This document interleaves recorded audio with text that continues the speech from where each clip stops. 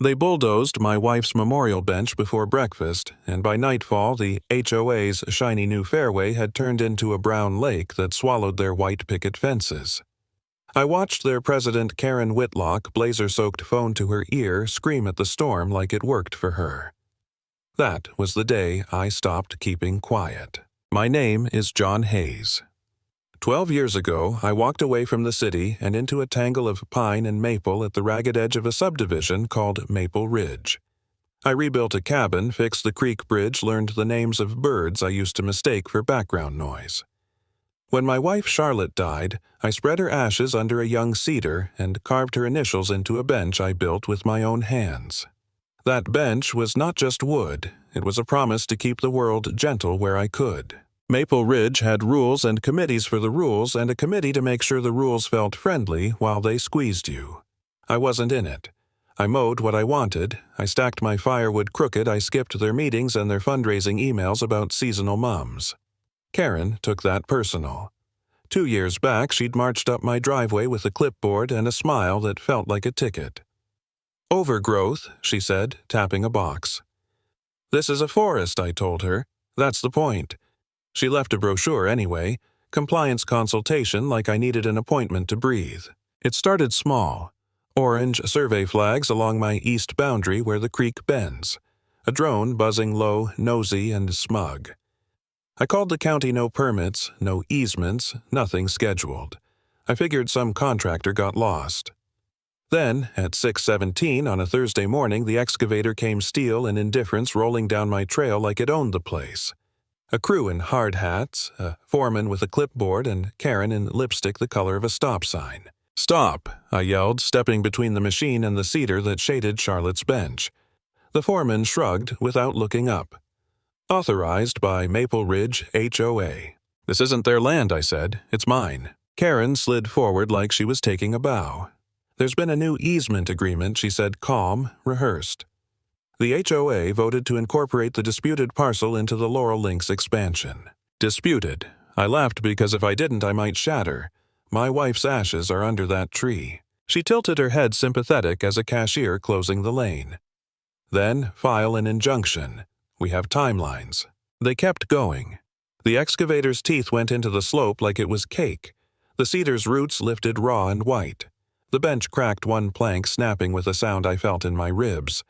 I picked up the slat with her initials C.R., and for a second the whole forest rang like a struck bell. Not rage yet, just a sharp, clean emptiness. I went inside and opened the fireproof box. Deeds, survey maps, an environmental covenant with the county seal, the one Charlotte and I fought to file in 2013 because that creek feeds half the neighborhood when it rains. 10 eastern acres protected as a watershed buffer. Not a suggestion. Recorded. Stamped. I called zoning.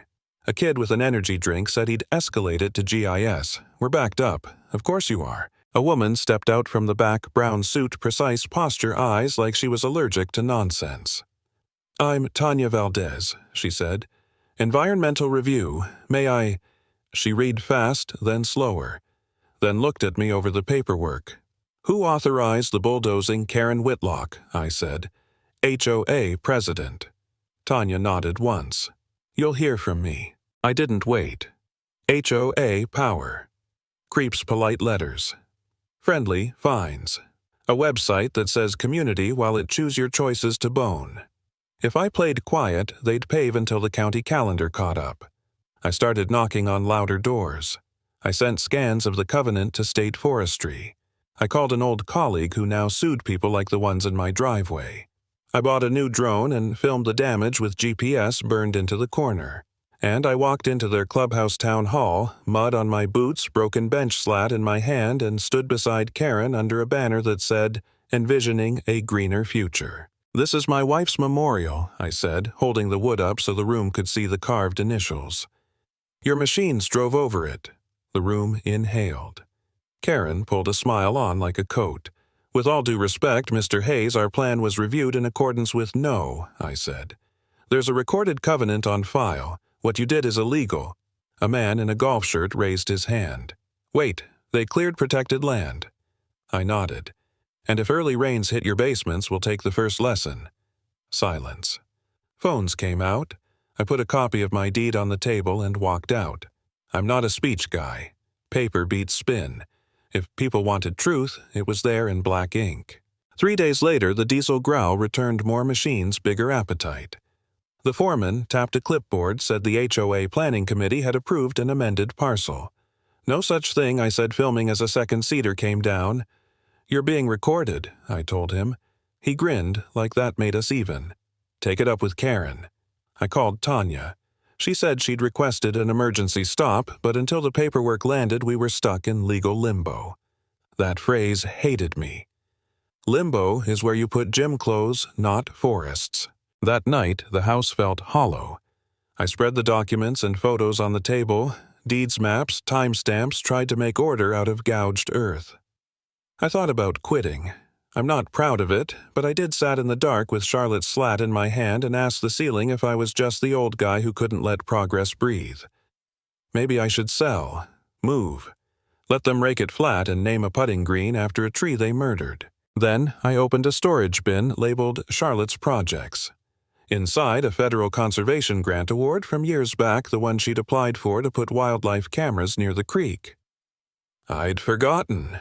The funding was small, but the designation wasn't federal monitoring federal reports. You don't just scrape that ground and smile for a ribbon cutting. The doubt lifted like fog.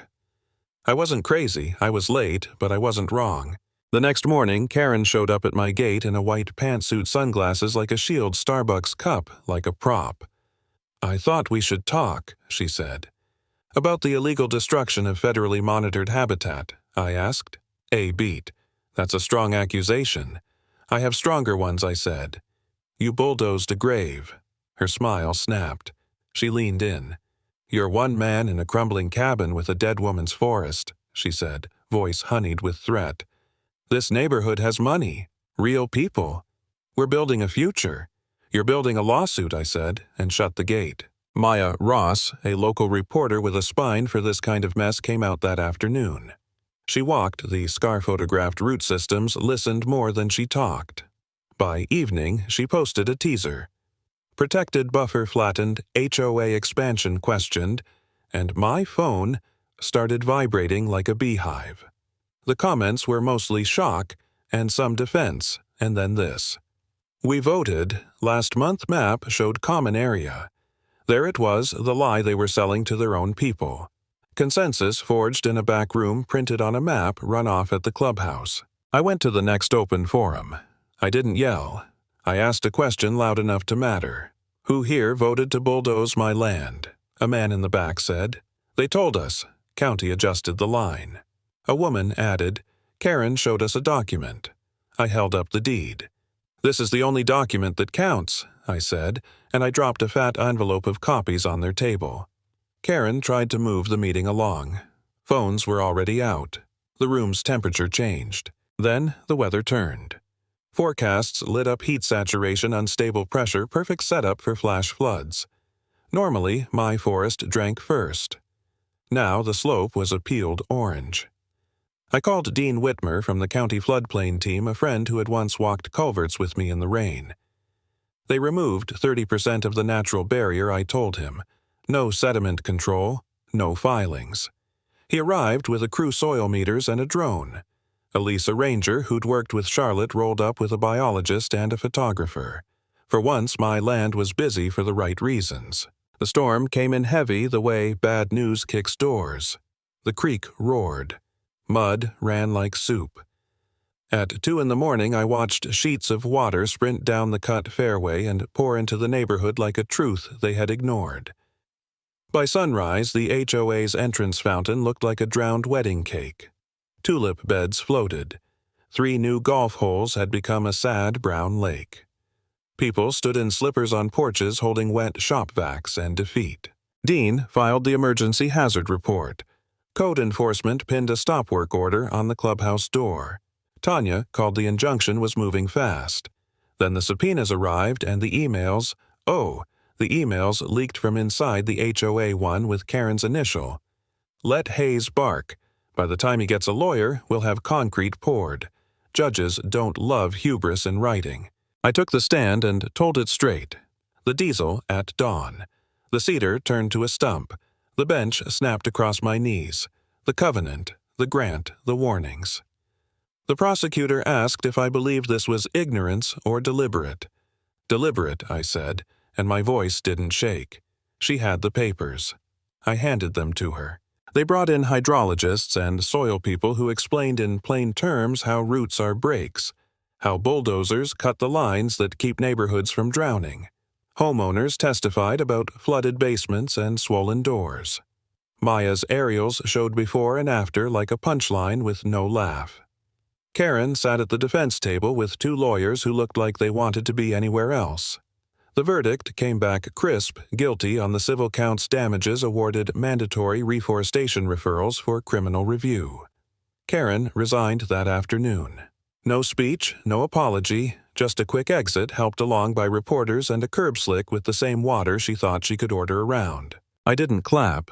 I didn't hug anyone. I walked outside into the thin sunlight and breathed. My hands shook for the first time all week, not from fear, not even from anger, just release. In the hall, someone I didn't know squeezed my shoulder and said, "Thank you for not letting them decide what the truth was." I nodded.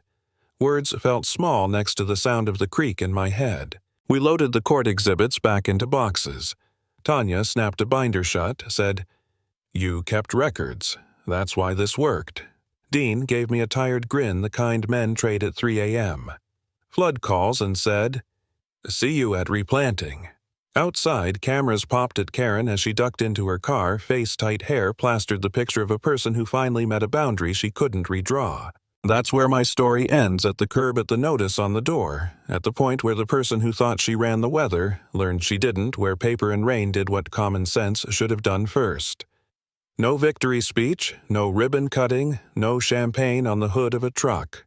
Just a stop work sign flapping in the damp, a bench slat with my wife's initials warm in my pocket, and a town forced to look at the line between authority and abuse. Protect what matters before someone puts it on their map.